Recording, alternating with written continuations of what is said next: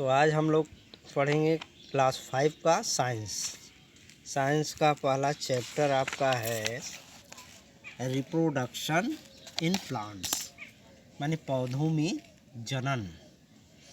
तो चलिए जनन का मतलब पहले समझते हैं। Seed is the part of the plant that help in the reproduction. मतलब पौधे का बीज वह हिस्सा होता है, वह भाग होता है जो जनन में सहायता प्रदान करता है। Let us learn more about reproduction in plants. चलिए पौधों के जनन के बारे में पढ़ते हैं।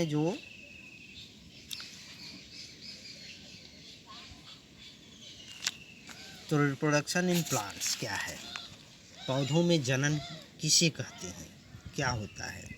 तो reproduction is the process by which a living organism is able to produce more of its own kind. Reproduction is the process, जनन वह प्रक्रिया है, इन व्हिच जिसमें लिविंग ऑर्गेनिज्म जीवित प्राणी इज एबल टू प्रोड्यूस योग्य होते हैं उत्पन्न करने में मोर ऑफ इट्स ओन काइंड, अपने और अधिक प्रकार या अपनी और अधिक प्रजाति को उत्पन्न करने के योग्य होते हैं। तो जनन क्या होता है? जनन जो होता है किसी भी प्राणी द्वारा अपने ही प्रकार के नए प्राणी को या जीव को उत्पन्न करने की प्रक्रिया होती है। The continuity of life on the earth is possible only because of reproduction. The continuity of life, जीवन का सतत होना, लगातार रहना, on the earth, इस पृथ्वी पर जीवों को लगातार बने रहने या बनाए रखने के लिए केवल जनन के माध्यम से ही संभव है। Plants mainly reproduce in 2 ways. पौधे मुख्य रूप से 2 तरीके से जनन करते हैं। Number 1 is the first, some plants reproduce through seed. कुछ पौधे बीजों के द्वारा जो है जनन करते हैं। नए पौधे जो उत्पन्न करते हैं वो बीजों के द्वारा करते हैं। And second is the some plants reproduce through stem, leaves और रूट्स। कुछ पौधे अपनी तनों से, पत्तियों से तथा जड़ों के माध्यम से नए पौधे उत्पन्न करते हैं। होता है ना, जैसे कि कुछ पौधे ऐसे होते हैं जो बीजों के द्वारा जो है नए पौधे उत्पन्न करते हैं, या और कुछ पौधे ऐसे होते हैं जो उनके तनों से भी नए पौधे उत्पन्न हो सकते हैं, उनके जड़ से भी नए पौधे उत्पन्न हो सकते हैं, और पत्तियों के द्वारा भी नए पौधों को उत्पन्न किया जा सकता है। तो चलिए चलते हैं कि reproduction from seeds.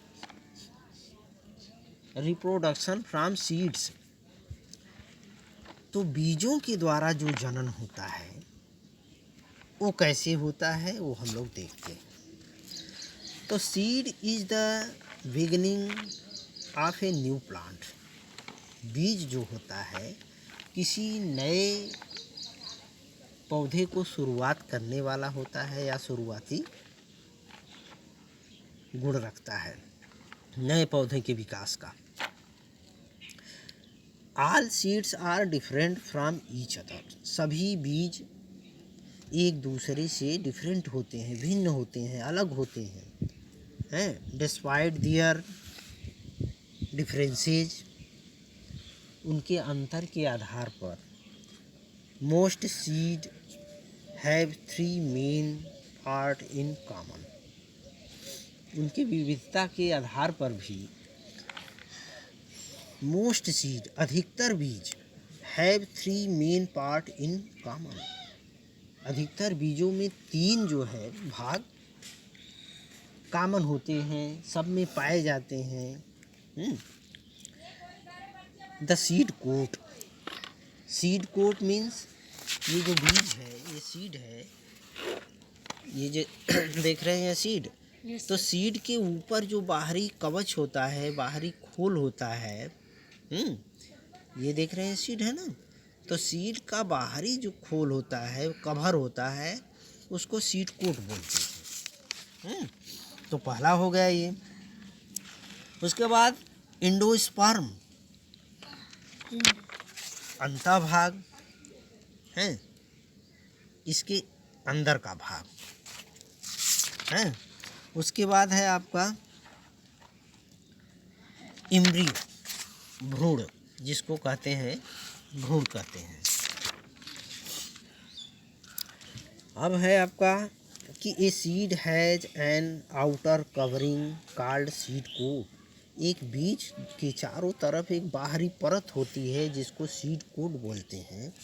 That protects the embryo, जो भ्रूण की रक्षा करता है, जो उसके अंदर जो पाया जाता है बीज के अंदर, उसकी रक्षा सीड कोट करता है। The seed coat has a tiny hole through which the water enters the seed. कह रहा है कि द सीड कोट, जो बीज का आवरण होता है, सीड कोट होता है, हैज ए टिनी होल, उसमें एक छोटा छिद्र होता है, through which the water enters the seed, जिसके द्वारा पानी जो है बीज के अंदर प्रवेश करता है। अब अगला पार्ट है उसका द एंडोस्पर्म। तो एंडोस्पर्म क्या है भाई? The endosperm is the place right underneath the seed coat. जो सीड कोट होती है, बीज चोल जिसको कहते हैं, उसी के ठीक जो है नीचे दाएं की तरफ एंडोस्पर्म होता है, भ्रूणपोष। It provides nutrients to the embryo of the seed.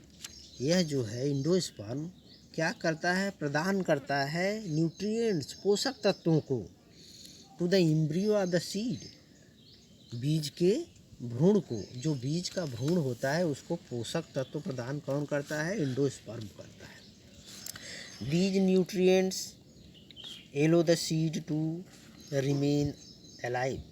ये पोषक तत्व जो होते हैं allow the seed to remain alive, बीज को जीवित रखते हैं। remain alive मतलब जीवित बनाए रखते हैं। while it waits to germinate, जब वह जो है जनन करने के लिए पड़ा रहता है, जब तक जनन नहीं हो जाता है तब तक जो है वह उनको पोषण प्रदान करता है। अब अगला है द एम्ब्रियो, भ्रूण। एम्ब्रियो का मतलब भ्रूण। तो कह रहा है the embryo are baby plants. भ्रूण या जो पादप का नन्हा बच्चा होता है, will turn into a seedling, एक छोटे पौधे के रूप में बदल जाता है। आर यंग प्लांट, या छोटा पौधा बन जाता है। When it gets the right condition for growth, जब वह अपनी अनुकूल दशा वृद्धि के लिए, विकास के लिए पाता है। अब देखिए भाई, अब अगला क्या है इसमें? अगला कह रहा है कि most seed have two bean shaped structure. अधिकतर बीज जो है 2 सेम के बीज के आकार की संरचना रखते हैं। देख रहे हैं, सेम के बीज के आकार की ये संरचना है ना। तो कोई भी बीज होता है तो अधिकतर बीज जो है इस तरह के सेम के बीज की आकार की संरचना रखते हैं। कॉल्ड द सीड लीव्स, क्या कहलाते हैं? Seed leaves. सीड मतलब बीज और लीव्स मतलब पत्तियाँ। आर कोटिलेडॉन्स हैं, बीज पत्र हैं, कोटिलेडॉन्स। दे स्टोर फूड, ये क्या काम करते हैं? ये जो है ये जो पार्ट देख रहे हैं ये कोटिलेडन्स हैं या सीड लीव्स हैं। ये क्या कार्य करते हैं आपका? They store food. ये स्टोर मतलब संग्रह रखते हैं, इकट्ठा रखते हैं फूड मतलब भोजन को। द ग्रोइंग एम्ब्रियो, जो बढ़ता हुआ भ्रूण होता है, उसके लिए जो आवश्यक पोषक तत्व होते हैं, भोजन होते हैं, उसको ये संग्रह किए रहता है, संचित किए रहता है। Till it puts out new leaves, जब तक कि यह नई पत्तियां ले नहीं लेता है। हैं? अब चलिए हम लोग चलते हैं। कह रहा है डिड यू नो, क्या आप जानती हैं? Seeds of plant like beans, peas and pulses have two seeds leaves are called dicotyledons. कह रहा है कि seeds of plants like beans, सेम, मटर और पल्सेज, दालों के बीज जो है, दाल वाले पौधों के बीज, हैव टू सीड्स लीव्स, दो बीज पत्र रखते हैं, आर कॉल्ड डाइकोटिलेडन्स, द्विबीजपत्री कहलाती है। वेयर एज, जबकि seeds of plant like rice, जबकि राइस मतलब धान या चावल, व्हीट गेहूँ, एंड मेज और मक्के के पौधे जो है हैव ओनली वन सीड, केवल एक बीज रखते हैं। सीड लीव्स, बीजपत्र जो है एक ही होता है उनमें। And are called monocotyledons. देखते हैं ना, धान हुआ, चावल जैसे गेहूँ हुआ, तो उसके अगर बीज को हम लोग सोचें कि उसके अंदर की संरचना देखें तो देखते हैं वह एक ही भाग में रहता है, दो भाग में नहीं बट पाता है ना।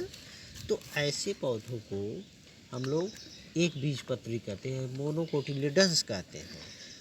और ऐसे बीज हम लोग देखते हैं जैसे सेम है, मटर है, तो इनके बीजों को हम लोग जब अंदर खोलते हैं तो देखते हैं कि दो बीजपत्र में विभाजित हो जाता है, इस तरह से दो भागों में बटा रहता है। तो ऐसे बीजों को या ऐसे पौधों को हम लोग क्या कहेंगे? द्विबीजपत्री, क्योंकि इनमें जो बीज में जब खोलते हैं उसको दो भागों में खुल जाता है तो बीजपत्र होता है ना, तो उसको द्विबीजपत्री कहते हैं। तो इस तरह से अगर पूछा जाए कि डाइकोटिलेडन्स पौधों के नाम बताइए तो हम लोग क्या बताएंगे? जैसे बीन्स हुआ, सेम हुआ, मटर का दाना हम लोग खोलते हैं तो देखते हैं दो भागों में बट जाता है ना। चना हुआ, ग्राम जिसको कहते हैं, पल्सेज हुआ, दालें हुई, तो डाइकोटिलेडन्स उनको कहते हैं।